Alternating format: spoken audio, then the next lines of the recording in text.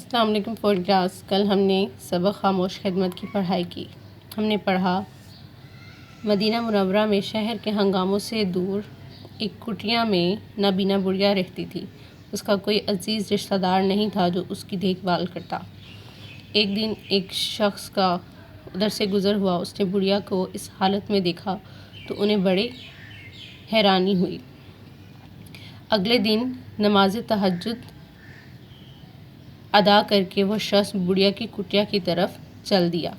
اس نے بڑھیا کے گھر کی صفائی کی، کھانا وہ جو گھر سے لایا تھا وہ بڑھیا کے سامنے رکھا اور خاموشی سے وہاں سے چلا گیا۔ اس شخص کا روزمرہ کا معمول بن گیا۔ بڑھیا اس شخص کو دعائیں دیتی۔ آئیے بقیہ سبق کی پڑھائی کرتے ہیں۔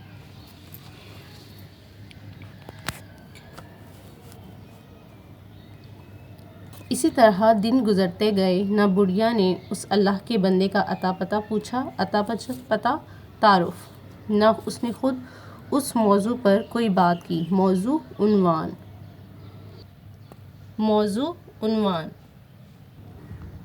بڑھیا اس ہمدرد اور رحم دل انسان کو اپنا بیٹا سمجھ کر دعائیں دیتی اور وہ اپنی والدہ کی طرح اس کی بے لوث خدمت کرتا۔ بے لوث بغیر قیمت کے، بغیر کسی غرض کے۔ بے لوث بغیر قیمت کے یا بے غرض۔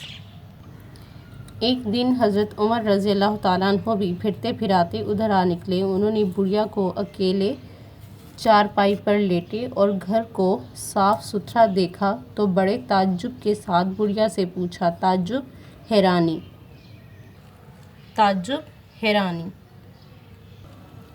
اماں جی آپ تو بڑی بوڑھی اور کمزور ہیں اور نابینا بھی۔ نابینا اس کو کہتے ہیں جو دیکھ نہیں سکتا، لیکن آپ کا گھر بڑا صاف ستھرا ہے، آپ کے گھر کی صفائی کون کرتا ہے؟ بڑھیا نے کہا، بیٹا کوئی اللہ کا بندہ ہے، میں تو سمجھتی ہوں کہ اللہ نے اسے مجھ معذور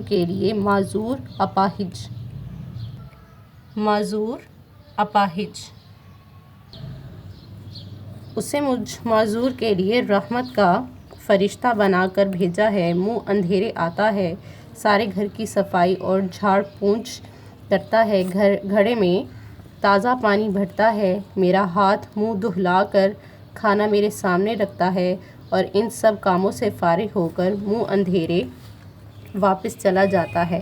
میں تو دم دم کے ساتھ دعا کرتی ہوں۔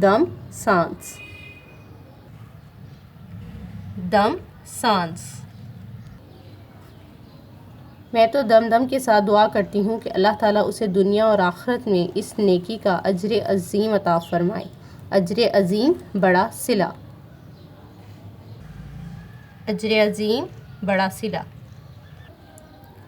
صحابہ کرام رضوان اللہ اجمعین کے دلوں میں نیکیوں میں ایک دوسرے سے سبقت لے جانے کا جذبہ بڑے عروج پر تھا۔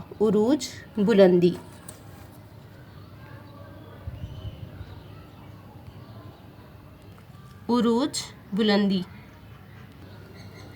حضرت عمر رضی اللہ تعالیٰ عنہ کو بھی یہ تجسس پیدا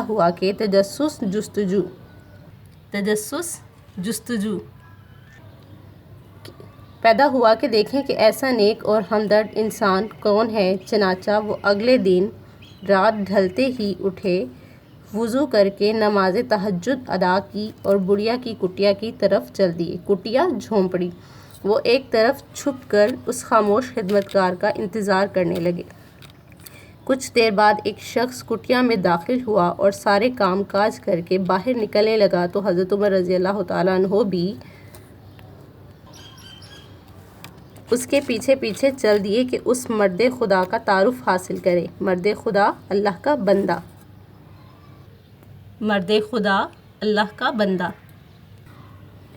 اور پچھلے رات کی چاند کی چاندنی میں وہ یہ دیکھ کر حیران رہ گئے کہ یہ مسلمانوں کے خلیفہ امیر المومنین حضرت ابوبکر صدیق رضی اللہ تعالیٰ عنہ خود تھے، جو ہر وقت غربا غریب کی جمع، مسکین کی جمع، غربا و مساکین کی خدمت کے لیے کمر بستہ رہتے تھے۔ کمر بستہ رہنا، تیار رہنا۔ حضرت عمر رضی اللہ تعالیٰ عنہ نے ایک آہ بھرنا سانس لینا، گہرا سانس لینا، اور وہ کہنے لگے، عمر کبھی نیکیوں میں ابو بکر سے سبقت نہیں لے جا سکتا، لگتا ہے کہ اللہ تعالیٰ نے دنیا جہان کی نیکیاں ابو بکر رضی اللہ تعالیٰ عنہ ہی کے مقدر میں لکھ دی ہیں۔ مقدر قسمت۔